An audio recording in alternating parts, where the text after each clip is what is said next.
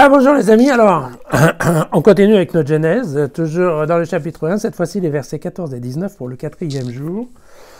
Donc je vous rappelle, globalement, hier, dans les 3 jours précédents, nous avons fixé un certain nombre d'espaces, d'accord, un cadre immobile, que sont le ciel, la mer et la terre sèche, et donc nous allons voir à partir d'aujourd'hui que nous allons les remplir.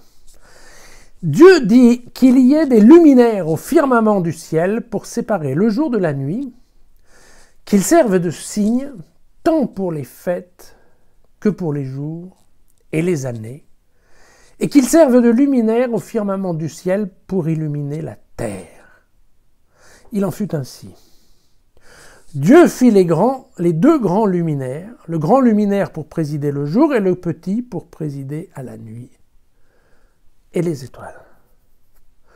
Dieu les établit dans le firmament du ciel pour illuminer la terre, pour présider au jour et à la nuit, et séparer la lumière de la ténèbre. Dieu vit que cela était bon.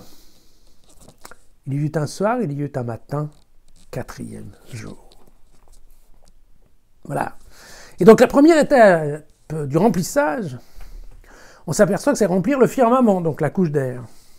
Et dans la couche d'air, Dieu met ce qu'on appelle des luminaires, c'est-à-dire en fait des astres. Et donc on comprend bien qu'il y a le soleil, la lune et puis les étoiles. D'accord ? Et bien évidemment, alors,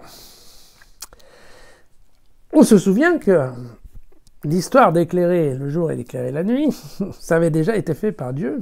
C'était la première étape. Mais là, on se rend bien compte que dans le texte, on nous parle de signes, tant pour les fêtes que pour les jours et les années. Ça veut dire quoi? Ça veut dire que une fois que ces astres vont bouger, alors on va pouvoir fixer un autre rythme que le seul jour et nuit. D'accord? Et cet autre rythme, c'est ce qui va donner ensuite le calendrier. Et donc on se rend bien compte que, en fait, qu'est-ce que fait Dieu? Dieu transmet à ses luminaires une partie de son pouvoir. Relisons bien. Grand luminaire pour présider le jour et le petit pour présider à la nuit. Présider, c'est soumettre, c'est commander.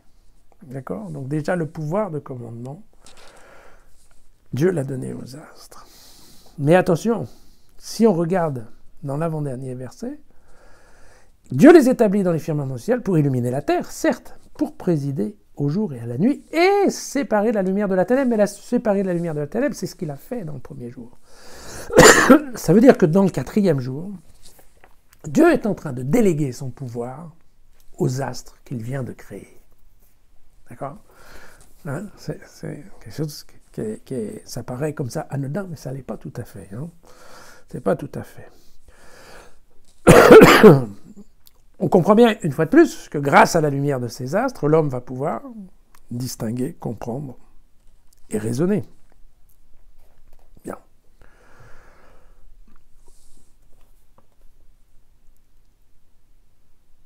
Ce qui est important, c'est que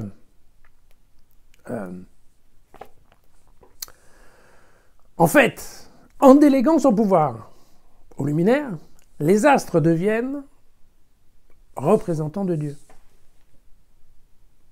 Ouais.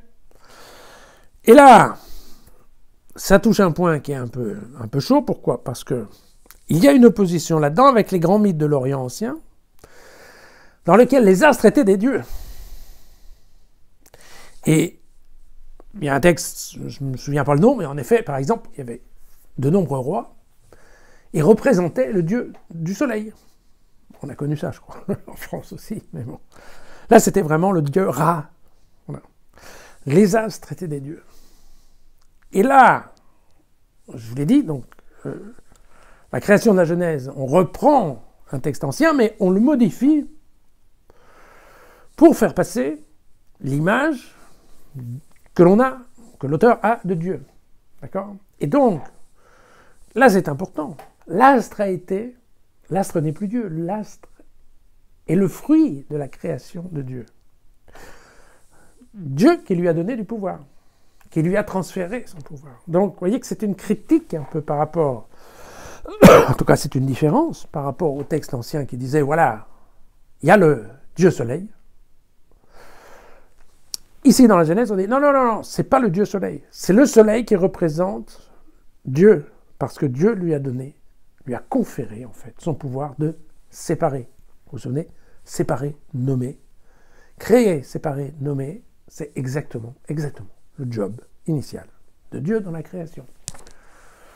Donc c'est important parce qu'on va le revoir dans les 2 prochains jours.